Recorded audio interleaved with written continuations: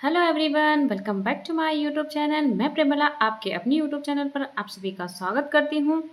तो चलिए, आज हमारा है टॉपिक परिवार, जो कि पर्यावरण का वेरी वेरी इंपॉर्टेंट टॉपिक है। आइए आज हम परिवार के बारे में जानते हैं। परिवार के सदस्य जैसे कि परिवार और समाज में सहसंबंध, कौन से वैज्ञानिकों ने कौन सी परिभाषा दी है उसके बारे में जानेंगे। ठीक है, उसके बाद हम जानेंगे परिवार की विशेषताएं। ठीक है, चलिए, तो आज का हमारा टॉपिक है बहुत ही इंपॉर्टेंट। अगर आप मेरे चैनल पर नए हैं तो मेरे चैनल को सब्सक्राइब जरूर कर लीजिए। अगर आप टीचिंग एग्जाम की तैयारी कर रहे हैं जैसे कि C TET, M P TET, U P TET, तो आप इस टॉपिक को इसके बिल्कुल भी ना करें, एंड तक ज़रूर देखें। तो चलिए, आप हम अपना टॉपिक स्टार्ट करते हैं। आज का टॉपिक हमारा है परिवार। ठीक है, तो देखिए, परिवार क्या पढ़ रहे हैं हम? परिवार पढ़ रहे हैं। ठीक है, परिवार मानव जाति होमो सेपियंस का उद्भव आज से लगभग 25 लाख वर्षों से अधिक समय पूर्व हुआ था। धीरे धीरे जो मानव जाति है समूह में रहने लगी। इसी समूह को ही हम क्या कहते हैं? समाज कहते हैं, यानी कि समाज कहा जाता है। परिवार समाज की एक आधारभूत इकाई है। परिवार क्या है? समाज की आधारभूत इकाई है। किसकी? समाज की। ठीक है, क्या है? आधारभूत इकाई है। देखिए, जो परिवार शब्द है, ये परिवार शब्द है जो अंग्रेजी शब्द के अंग्रेजी शब्द कौन सा है? फैमिली। अंग्रेजी शब्द फैमिली का जो शब्द है फैम्यूलस, कौन सा शब्द है? फैम्यूलस। फैम्यूलस शब्द से बना है। फैमिली के फैम्यूलस शब्द से बना है। ये शब्द किस भाषा का है? तो लैटिन भाषा का है। किस भाषा का है? लैटिन भाषा का है। फैम्यूलस शब्द से बना है, जो कि भाषा कौन सी भाषा है? ये लैटिन भाषा है। इसका रूपांतरण है फैमिली। शब्द की उत्पत्ति लैटिन शब्द यानी फैम्यूलस से हुई है, जो कि प्रायः एक समूह के लिए प्रयुक्त होता है।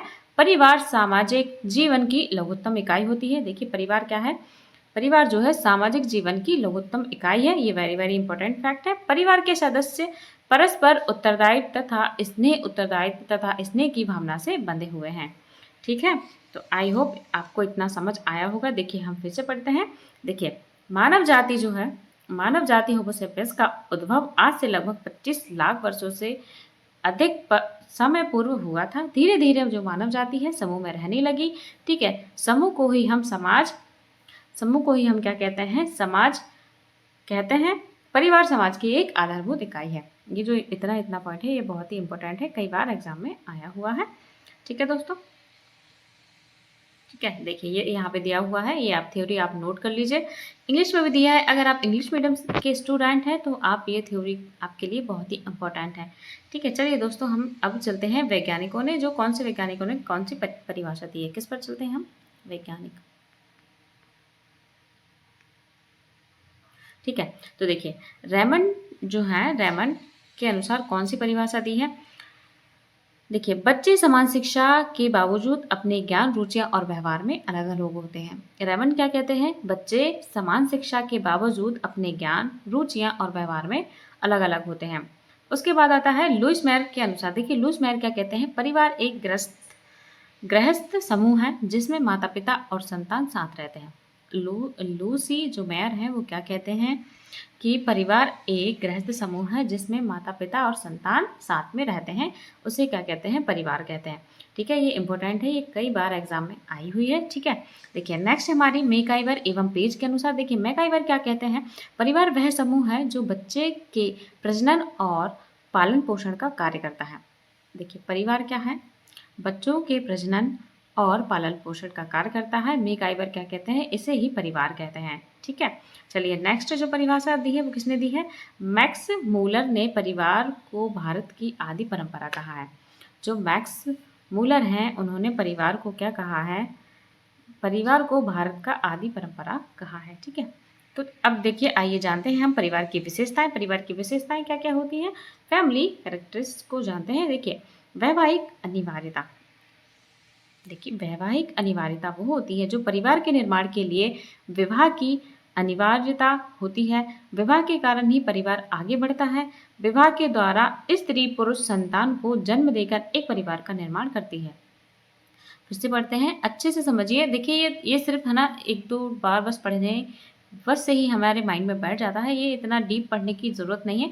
थोड़ा-थोड़ा जो टॉपिक है, जो मेन पॉइंट है वो आपको मैं बताती जाऊँगी, किस-किस की जो डेफिनेशन है वो मैंने आपको बता दी है, इम्पोर्टेंट कौन-सी है वही आपको पढ़नी है और वही याद रखना है।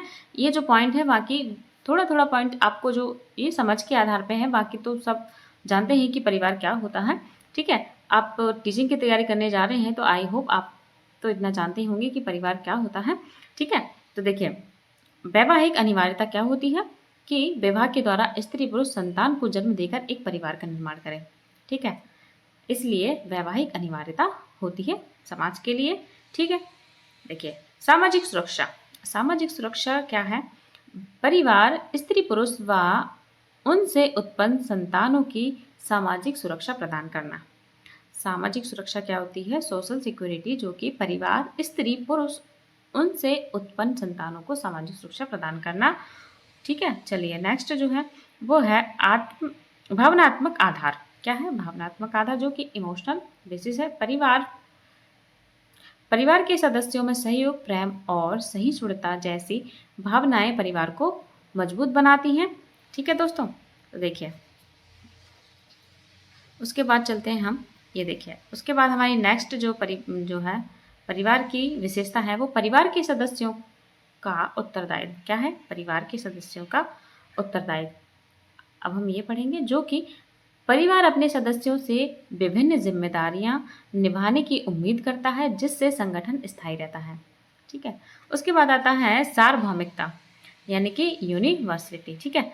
जैसे कि परिवार सभी समाजों, संस्कृतियों और इतिहास में पाया जाता है। हर व्यक्ति इसे अनुभव करता है। क्या करता है? हर व्यक्ति इसे अनुभव करता है कि परिवार क्या होता है।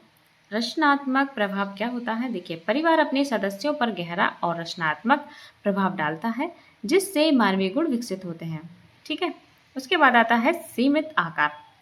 देखिए, लिमिटेड साइज, जैसे कि नई पीढ़ियों के जन्म और पुराना पीढ़ियों की मृत्यु के कारण है परिवार का आकार सीमित रहता है। जैसे कि नई पीढ़ी जन्म लेती है और पुरानी जो पीढ़ी होती है उनकी मृत्यु के कारण ही परिवार का आकार सीमित रहता है, ठीक है? इंपॉर्टेंट है। देखिए, परिवार एक स्थायी और अस्थायी संस्था, ये वाला भी इंपॉर्टेंट है, ठीक है? जैसे कि परिवार स्थायी और सार्वभौमिक है, लेकिन तलाक, मृत्यु या पृथक्करण से सदस्यता समाप्त हो जाती है। किसकी वजह से? लेकिन तलाक, मृत्यु और पृथक्करण से जो है सदस्यता क्या हो जाती है? समाप्त हो जाती है, ठीक है? उसके बाद आते हैं परिवार के कार्य क्या क्या होते हैं। देखिए, परिवार के कार्य जो मैकाइवर ने बताया। देखिए, परिवार के अनुसार कार्यों को वर्गीकरण 2 भागों में किया है। कितने भागों में? 2 भागों में। कौन कौन से? एक तो अनिवार्य कार्य और ऐच्छिक कार्य, ठीक है? देखिए, अनिवार्य कार्य क्या होते हैं? शैक्षणिक, आर्थिक, लैंगिक व प्रजनन क्रियाकलाप अनिवार्य कार्य के अंतर्गत आते हैं, जबकि मनोरंजन से संबंधित कार्यों को ऐच्छिक कार्य में शामिल किए जाते हैं। क्या किए जाते हैं? जबकि मनोरंजन से संबंधित कार्यों को ऐच्छिक कार्य में शामिल किए जाते हैं, ठीक है? उसके बाद आता है लुंड वर्ग जो है वो क्या कहते हैं? परिवार के प्रमुख 4 क्रियाकलाप बताए हैं। कौन कौन से बताए हैं? देखिए, संतान की उत्पत्ति पहला है। संतान की उत्पत्ति, बच्चे की देखभाल, यौन व्यवहार का नियम और प्रशिक्षण तथा श्रम विभाजन का। देखिए, संतान की उत्पत्ति जैसे कि रिप्रोडक्शन, देखिए अनिवार्य, प्रजनन और संतान को जन्म देंगे, ठीक है? इसी प्रकार से क्या होता है? संतान का जन्म होता है। प्रो डेविस ने परिवार के 4 कार्यों का उल्लेख किया है। तो प्रो डेविस है, उन्होंने कौन कौन से कार्य बताए हैं? एक तो प्रजनन बताया है, परिवार का जो अनिवार्य कार्य होते हैं वो प्रजनन, भरण पोषण, सामाजिक संरक्षण और सामाजिकरण।